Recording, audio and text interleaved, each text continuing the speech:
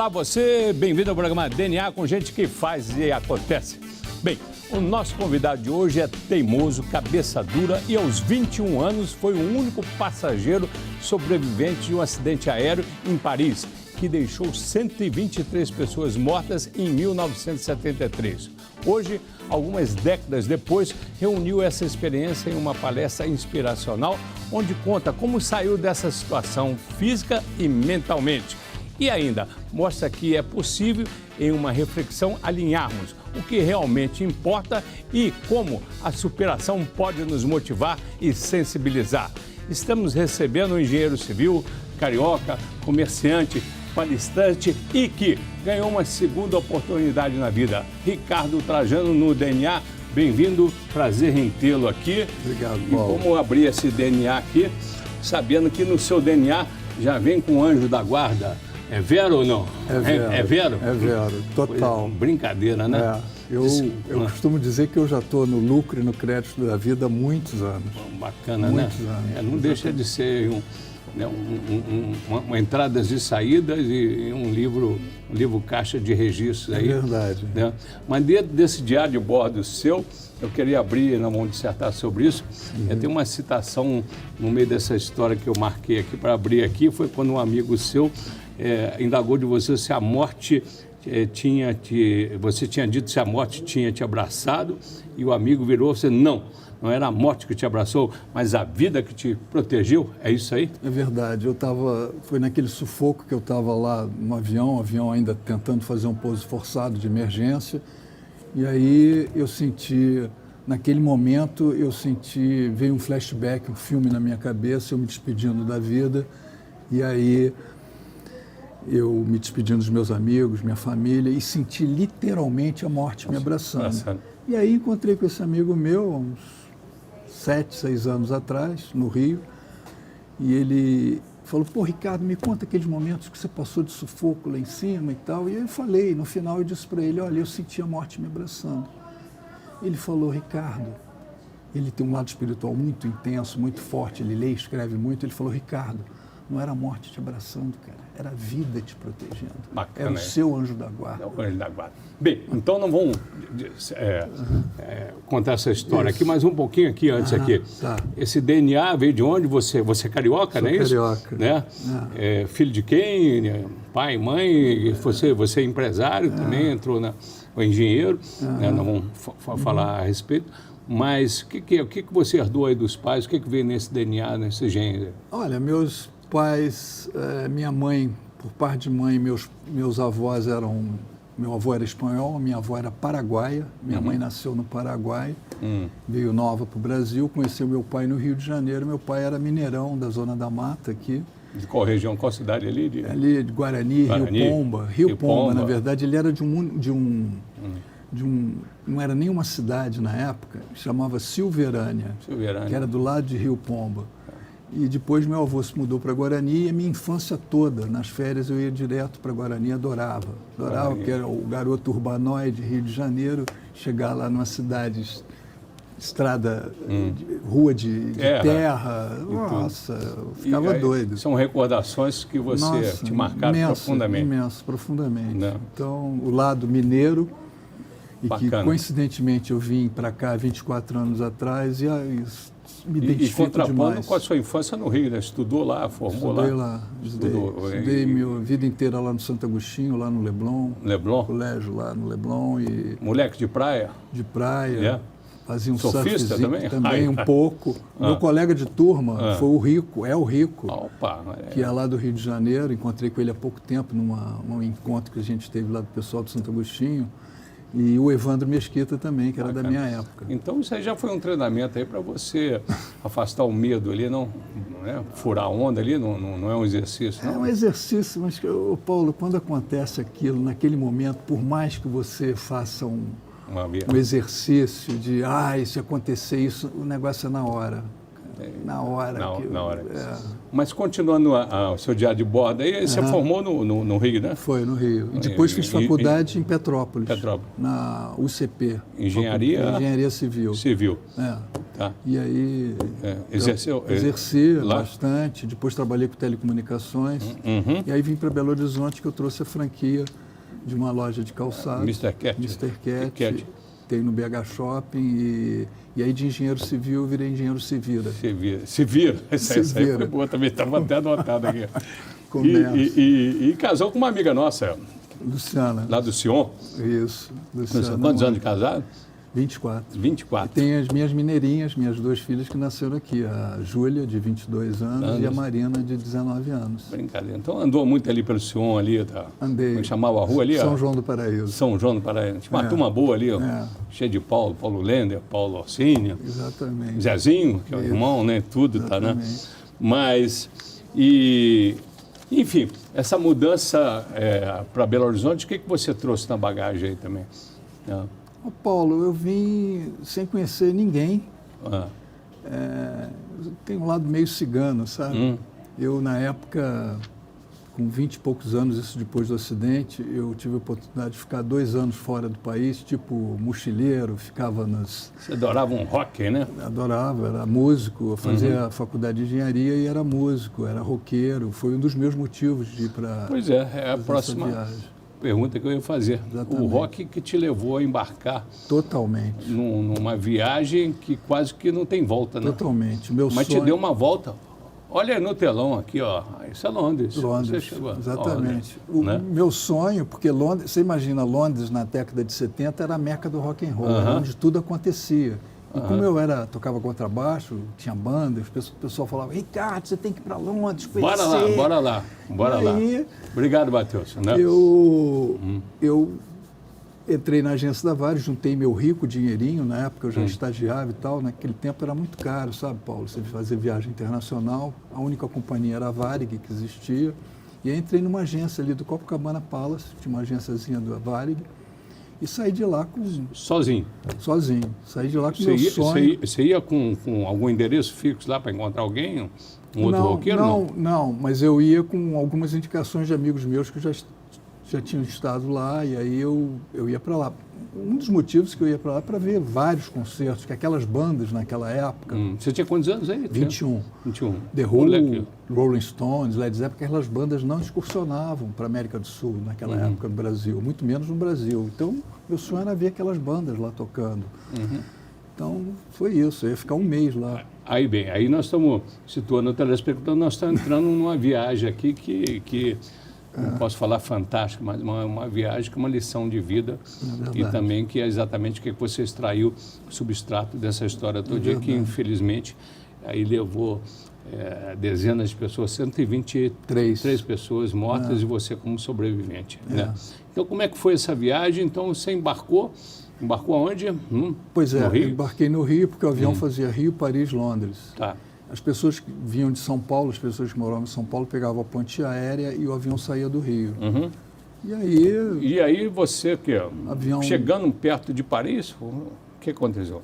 O avião lotado e chegando, faltando 5 minutos para chegar em Paris, na escala, que naquele tempo só tinha o aeroporto de Orly. O avião já devia estar a uns 2.500 metros de altitude, já estava em procedimento de descido. Começou uma fumaçazinha pequena atrás de mim na projeção do toalete. Eu estava lá na penúltima fileira 27. E aí começou essa fumaça, as pessoas já com cinto, todos viram a fumaça, mas ficaram sentados lá, não deram importância. E eu, por puro instinto, impulso, saí dali, já tinha visitado a cabine 2 vezes e fui para frente. Quando eu cheguei lá na frente, o comissário me deu uma bronca. Falou, menino, você está fazendo aí em pé, volta para o seu lugar, é proibido você ficar aqui, o avião já está chegando. E eu, na verdade, eu desobedeci a ordem dele, né? E segui em frente. Mas por que você desobedeceu? Você tinha algum instinto te guiando ali? Instinto, uma força. Ou era o tal um anjo da guarda? Um anjo da guarda, uma força divina também me ajudando. Por instinto, impulso e essa ajuda provavelmente divina, fez com que eu continuasse, desobedecesse ele literalmente. Aí você segurou e falou, daqui não sai, daqui ninguém me tira? Não, o problema é que quando eu cheguei lá na frente, na divisória da cabine, tinham já 2 comissários encostados na divisória, apavorados, porque a fumaça... Em um minuto ela... Não, foi muito rápido, Tomou conta do avião? Todo. Fumaça negra? Que não, era uma fumaça negra, tóxica. E aí eu não enxergava nem os comissários, não enxergava mais ninguém. E foi nesse momento que veio essa sensação de morte. De morte. Tá. Eu me despedindo da vida. E aí o que você lembra aí do que... Aí o avião caiu? Não, ele não caiu. Os pilotos foram extremamente frios e corajosos, o Gilberto Araújo e o Antônio Fusimoto. A fumaça já tinha invadido a cabine e eles não enxergavam mais os instrumentos, tiveram que abrir aquela janelinha lateral, pilotar o avião olhando para fora, e aí conseguiram fazer um pouso forçado numa plantação de cebolas, porque não dava tempo de chegar no aeroporto. Provavelmente ele explodiu no ar. Que imagem. E aí ele fez esse pouso numa plantação de cebolas, isso aqui era uma plantação de cebolas enorme, e ele ainda andou uns 500 metros, pegou várias árvores, algumas árvores entraram dentro da cabine, e aí ele parou. Quando ele parou, eu caí de bruços, apaguei, fiquei desacordado, e esse teto todo que você está vendo do avião foi caindo em chamas, carbonizando, queimando todas as pessoas, que já estavam provavelmente mortas. E uma placa dessa enorme caiu nas minhas costas, eu não senti na hora, enfim. Então, e aí eu... Desacordou? Estava totalmente desacordado, e aí me retiraram do avião. 10 minutos depois, os bombeiros chegaram lá. Mas aí você estava inconsciente aí já? Eu fiquei 30 horas em coma. Em coma. E aí cheguei no aeroporto sem roupa, e quando eu cheguei no aeroporto, me confundiram com um comissário, com o Sérgio Balbino, que já estava morto, mas eu tinha um porte físico parecido com o dele. Então, eu era o Sérgio Balbino e o Ricardo estava morto. Então, a primeira notícia no Brasil é que o Ricardo tinha morrido, minha faculdade com a tarja preta, comunicando meu falecimento, meu pai encomendando sepultura, e minha mãe era a única que acreditava que eu estava vivo. Ela dizia isso para quem? Para a família? Para a família, lá em casa, que estava um verdadeiro velório. E aí depois, nesse período que eu fiquei em coma, eu pedi uma folha de papel, uma caneta e uma letra tremida de criança, eu desacordado, em coma, me identifiquei, coloquei meu nome com a letra tremida. Eu, na verdade, eu psicografei esse bilhete. Que loucura. E aí os caras pegaram, o Ricardo Trajano, foram na lista de tripulantes, porque eu era um tripulante, não achavam meu nome, foram ver na lista de passageiros, foram de repente ver meu nome lá, Ricardo, mas como? Como que esse cara estava lá na frente, junto com os comissários e todos os passageiros mortos nas poltronas? Imediatamente... Fênix. Ele surgiu das cinzas. Imediatamente a Varig liga lá para casa, um velório lá em casa, meu pai atende o telefone, olha, aqui é da Varig, nós queríamos comunicar que seu filho não está morto, está vivo, está mal, mas está vivo. Aí de um velório virou uma festa. Que coisa louca. Minha mãe imediatamente levantou do sofá e apontou para todo mundo, falou, eu não falei que meu filho estava vivo. Isso quantos dias depois, então? 30 horas depois. 30 horas, exatamente 30 horas. Exatamente. Tá. Aí você já estava acordado? Acordei no hospital. E o que veio na hora que você acordou? Você acordou para recordação recente? Estava tudo lúcido a cabeça? Não. Eu acordei todo entubado, numa tenda de oxigênio, dentro de um balão, não entendendo absolutamente nada. Nada? E aí falei, o que aconteceu comigo? E aí, aos poucos, comecei a entender que tinha acontecido um acidente comigo. Mas aí as cenas começaram a rodar? Paulo, a minha cabeça parecia aquele quebra-cabeça de 1000 peças, sabe? Que me faltavam dezenas de peças que eu não conseguia encaixar. Então, era tudo assim, acidente, mas... E perguntava muito pelas pessoas, pelo Agostinho dos Santos, que era um cantor muito famoso. Que estava na sua frente, na minha que você frente. me contou. E as pessoas falavam, não, está tudo bem, não aconteceu nada. Amenizando, né? Mas com o passar dos dias eu comecei a perceber que tinha acontecido um acidente aéreo, que a realidade não era bem essa.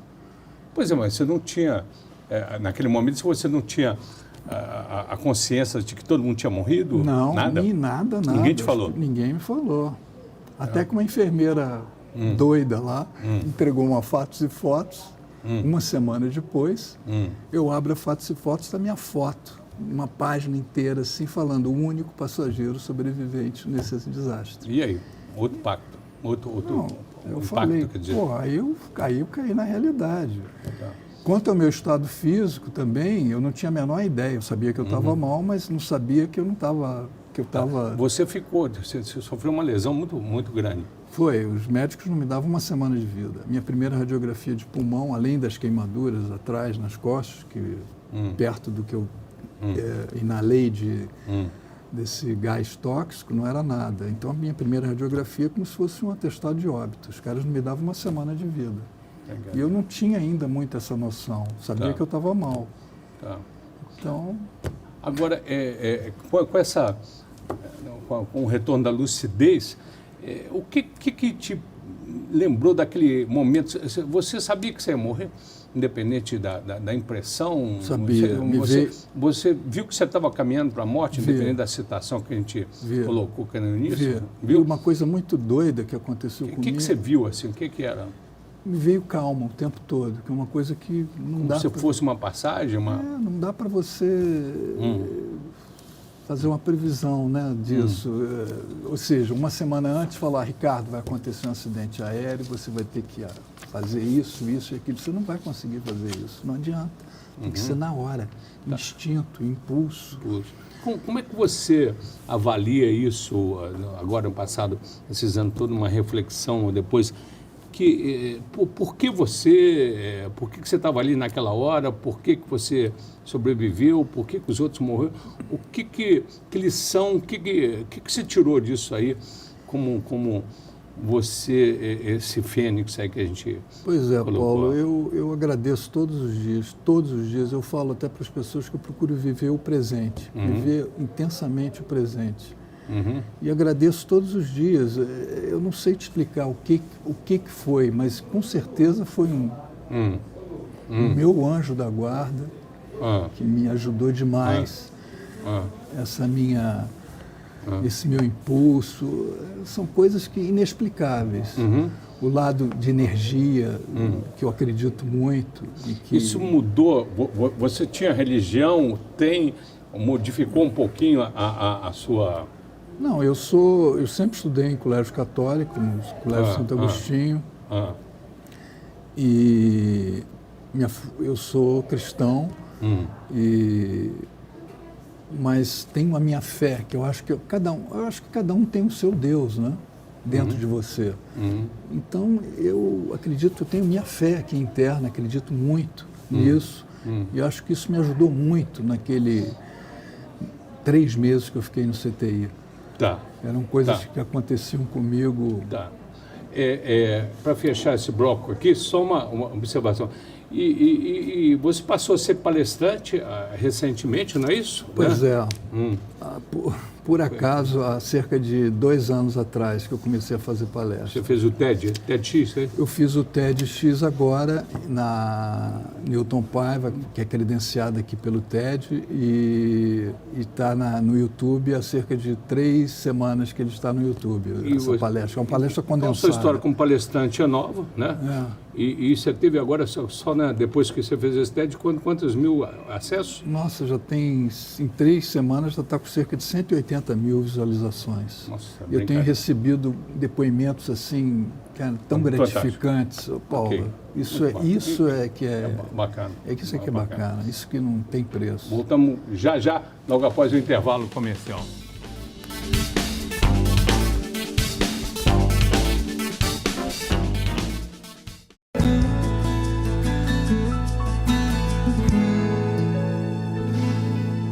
Bem, a gente volta com o programa DNA. Estamos recebendo aqui hoje o empresário, o engenheiro Ricardo Trajano, mas sobretudo um fênix, um homem que literalmente ressurgiu das cinzas. Situando o telespectador que ligou agora, ele foi o único sobrevivente de um voo da Varig em 1973, que ao chegar em Paris, incendiou, caiu, enfim.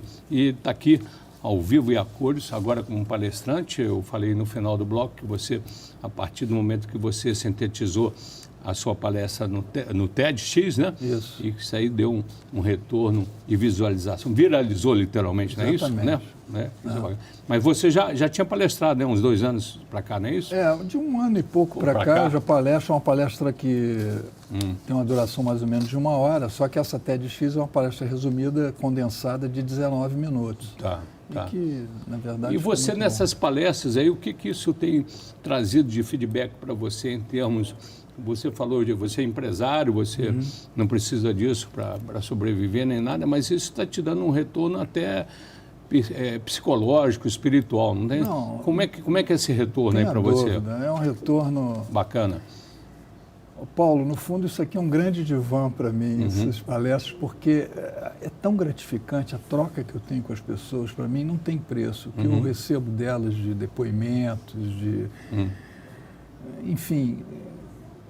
Foi o motivo de eu ter começado, foi por causa disso. A primeira vez que eu fui fazer a palestra, que foi através dos meninos lá da revista Ernesto, eu fui fazer em São Paulo e fui sem roteiro, fui sem nada. Falei para o Daniel, olha, eu não sei qual vai ser minha reação. Não porque eu não tenho traumas, graças a Deus, mas eu não sei qual vai ser minha reação falando para as pessoas, não sei. E como é que foi?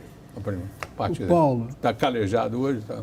Foi, assim, eu tinha meia hora para falar, Paulo. Comecei, eu não levei fotos, não levei nada. Sentei, comecei a falar sentado, o pessoal, levanta! Era a garotada que estava lá, a garotada de 20 a 30 anos de idade, 20 e poucos anos. E tinham 200 pessoas lá. E aí eu comecei timidamente a falar e fui saindo, fui falando. No final, o pessoal assim, meia hora, já acabou. Acabou. E aí, no final, a garotada veio falar comigo. E foi muito gratificante. Qual que é a síntese para a gente passar aqui, nesses momentos, um pouquinho de você, a síntese exatamente desse retorno que você tem aqui? O que é, o que comove, o que as pessoas te dão de feedback da sua vivência, da sua experiência? Eu falo muito, Paulo, esses 3 meses que eu passei no CTI lá, das coisas aparentemente banais que passavam comigo e que a gente chega à conclusão que nós, Paulo, somos seres essencialmente simples. Sempre. A nossa natureza é simples, cara. Isso que é uma das coisas que as pessoas ouvem muito e eu falo isso da simplicidade. E o reconhecimento que você tem, o retorno que você tem de quem curte você dentro da sua rede social, qual que é a maior? O que sintetiza em quê? Eles falam, Ricardo, a gente aprende, a gente vive esse mundo, as coisas tão atribuladas, e aí você começa a falar das coisas simples que acontecem na nossa vida, e a gente começa a repensar, a gente começa a falar, gente, felicidade é você ter uma vida simples e saudável. Vamos pegar isso aí agora na família. Você é casado com quem? Luciana Moretti. Luciana, como é que você levou isso para o berço do lar, para os 2 filhos, né, que nós falamos no primeiro bloco? Como é que chama os filhos? Marina e Júlia. Tá. Como é que você leva isso para a família? Como é que isso agregou a convivência familiar, independente do contexto social? Elas sempre me deram força, adoram, levavam os livros para a escola para mostrar para os colegas delas e tinham um maior orgulho. E isso também, na educação, na formação, também foi fundamental aí, como instrumento e tudo. Sim, fundamental. Você passando para a família que a vida é uma coisa que você tem que ser vivida. Foi por medo de avião que eu segurei pela primeira vez a sua mão. Depois desse trajeto, você voou de mão dada com quem? Foi sozinho? Voltou a Londres? Voltou, né? Não, eu conto até um caso interessante na palestra. 1 ano depois eu voltei. Entrei na mesma agência da Varig, não me identifiquei, falei para a atendente, olha, eu queria uma passagem para Londres com escala em Paris. Ela imediatamente me passou o preço, eu falei, não, você não está entendendo. Sabe aquele acidente que teve 1 ano atrás, sobreviveu um passageiro apenas, esse passageiro sou eu. Eu queria avisar para você que eu paguei cash à vista a minha passagem para a Varig e não cheguei nem na primeira escala da ida. Você não acha que a Varig tinha que me dar outra passagem? Ganhou a passagem. Ganhei a passagem. E aí, quando eu fui embarcar, eu fui embarcar com um grande amigo meu, Maurício Valadares, que tem um programa até no Rio de música, E a Varig soube que nós íamos embarcar e nos concedeu um upgrade, uma primeira classe. Primeira classe naquele tempo era top. Então, antes do avião levantar voo, eles serviam lá para gente uísque, caviar, champanhe, nós tomando todas. Quando o avião decolou, o Maurício já falou assim para mim: Ricardo, eu vou te confessar uma coisa, se você levantar daqui da poltrona, for até o banheiro, eu vou atrás de você. Essa aí é boa aqui. Bem, fica nisso aí o quê? Uma saudade de quê? Né? Cara, fica a memória de que nós temos que aproveitar a vida, viver sempre o presente e... Sem medo de ser feliz? Sem medo de ser feliz. Bora viver, bora construir. Né? Ninguém pensa em morrer, né? Mas você chegou a pensar em um momento. E agora, hoje em dia, você tem medo da morte? Né? Não, não tenho. Eu sempre... Eu penso que eu estou no lucro e no crédito da vida há muitos anos. Muitos anos. Agradeço todos os dias. Tá. E se esse pavio chegar a hora aí, por morte natural e tudo, o que você recomendaria que colocasse na sua lápide? Não quer. Aqui está um cara teimoso e muito cabeça dura. Agora que eu entendi o que é colocar aí no início aqui da introdução aqui. É teimoso por quê? Então, porque insiste aí. Exatamente. Entendi. E agora, se no minuto final aqui, quem que você diria aqui no espelho, quem que essa figura, esse Ricardo Trajano aqui, ó, o espelho? Cara, eu sou igual qualquer um cara simples e que gosto muito dos amigos. A amizade para mim é tudo. Valorizou mais depois demais, disso? Né? Demais. Valorizo todas as pessoas. Eu acho que gratidão, a chave da energia, Paulinho, é a gratidão. Tá. E a mensagem final que você daria para o nosso telespectador, para quem está nos assistindo, qual que seria? Cara, viva a vida, viva o seu momento, seja feliz, seja simples. Ok. Ricardo Trajano no DNA. Muito obrigado por ter vindo. Valeu, valeu, valeu.